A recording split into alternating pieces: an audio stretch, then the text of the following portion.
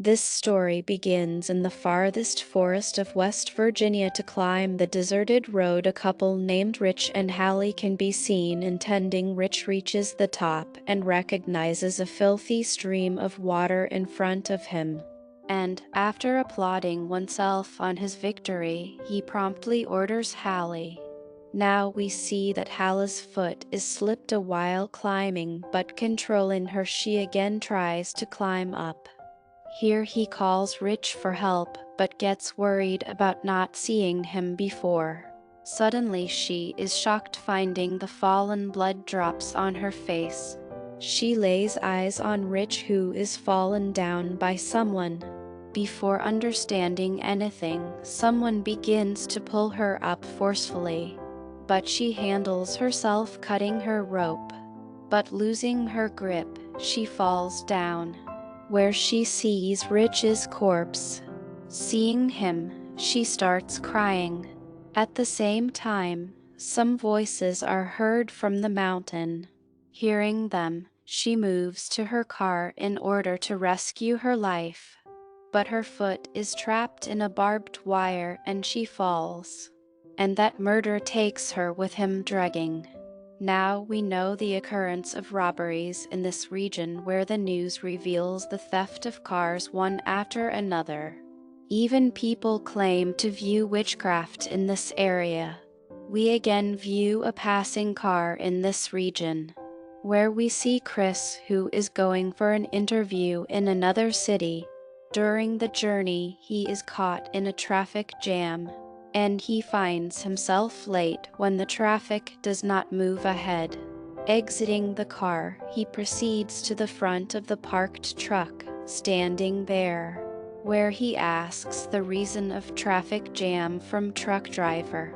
Driver tells him that at the distance of 5 miles, a chemical truck has turned upside down, so they have to spend many hours here. When he hears it, he rushes to his car and becomes concerned. Finding himself stuck in traffic, he turns his car around, and he informs company of his being late, but the phone is disconnected because of the mountain area. In his search for a phone, he notices a gas station sign and drives his car there. On the way, he observes the ownerless cars one after another, and passing beside them, he reaches a gas station, where he encounters the owner of a gas station, who seems a sick person. Now he tries to inform company people getting of the car, but he cannot contact because the phone is dead.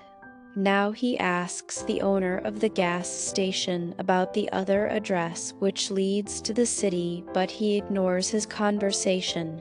Suddenly, he lays his eyes on the clipped map there, where he finds a rough road leading to the city.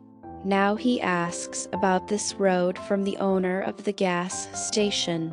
Hearing it, he suggests going on this way. Now he moves to that way, where he reaches an intersection crossing thick forests, where he notices a board of shorts cut. Pondering it, he leads his car to that rough road and he sees a dead deer. As a result, his car is crushed with the front car. A fatal accident occurs in both cars, but Chris is survived. The owners of this car have now approached him and inquired about his health. Restoring himself, he apologizes of his mistake from them and talks to return the payment of loss on his part. Along with it, he asks the reason for the car stoppage in the mid of the road, where Francine responds that someone has spread the barbed wire on the road, so their car's tire has punctured.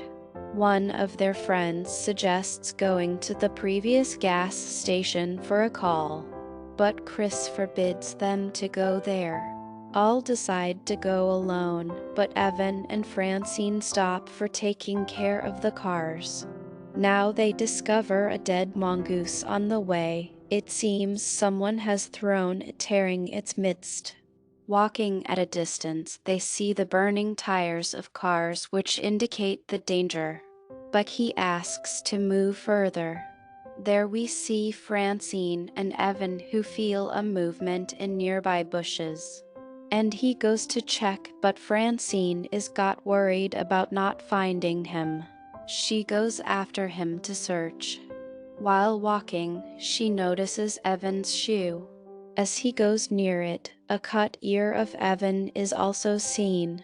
Looking at it, she starts crying. Then a person puts her into death attaching. We see the remained people at the end of the road.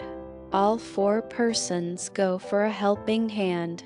While walking, they discover a house and move towards it for help. Chris is gone upset noticing the number of cars. He knocks at the door for asking help. Soon they know there is no one in the house. They all come inside to make a connection where they see a dining table. It shows this house has not been cleaned for a long time. On the other side, glasses and car keys are found. Opening the refrigerator, he is left astonished. We find the different limbs in the refrigerator. Jessie sees the same barbed wire which had torn her tire of the car. Now all 4 begin to escape. At the same time, Chris peeps into the window and observes a coming vehicle there. All 4 run to the back door, but finding it locked, all are frightened. On the other side, we see the murderer enter the room and simply throw Francine's dead body. And we see Chris and Jessie, who are scarred and saw her dead body. We see the 3 cannibals who place Francine's dead body on the table for the first time. They start to cut her with their sharp tools, catching sight of this bloodshed as Jessie is nearly to scream. Scott places his hand on her mouth. After a while, those cannibals fall into a deep slumber as they eat the dead body. Finding chance, all try to leave stealthily. During it, a cannibal looks at them. Seeing him, all escape at the back side. At first sight, cannibals reach their searching them. And Chris intends to steal their vehicles while screaming to divert his attention away from him. However, a cannibal shoots him, causing him to fall and sustain injuries. Observing it, all 3 are shocked. Now we notice Scott running into the forest. Noticing the truck, he moves towards it. At the same time, an arrow pierces him, and the other 3 escape, saving their lives. At a distance, their truck is stuck in the mud, and they have to leave the truck behind. All 3 lead to the road from the forest, rescuing them.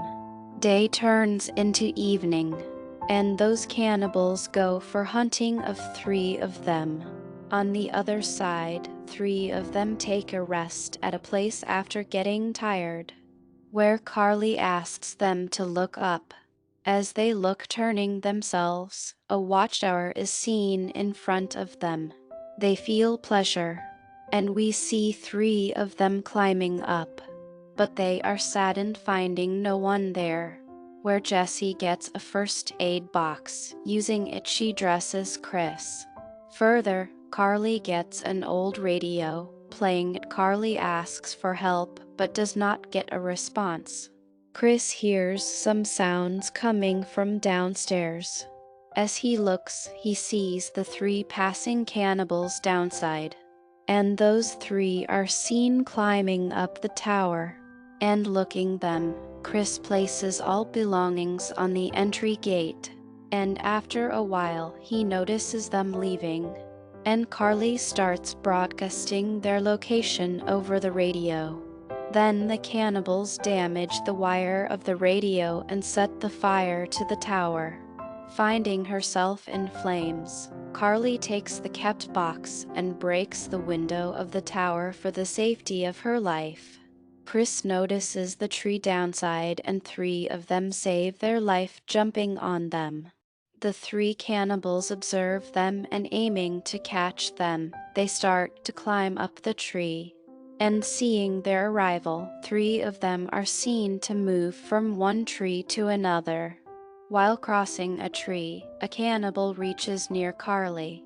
Seizing an opportunity, he slices her into two pieces while attacking his face. Now Chris stands up, stabilizing him. He hears the sound of a vehicle and notices a police van. Running, he stops the car. As the policeman steps towards him for his help, an arrow pierces his eye. Now we see a cannibal who comes to kill Chris, but Chris hides under the car, saving his life. The cannibal bends to search him but is left astonished, finding nothing. We can now see a house where the cannibals had imprisoned Jesse. As one-eyed cannibal is about to kill Jesse, he hears a coming vehicle sound from outside. Hearing it, one-eyed cannibal moves to the door. Chris hits and crushes the man who is sitting in his car.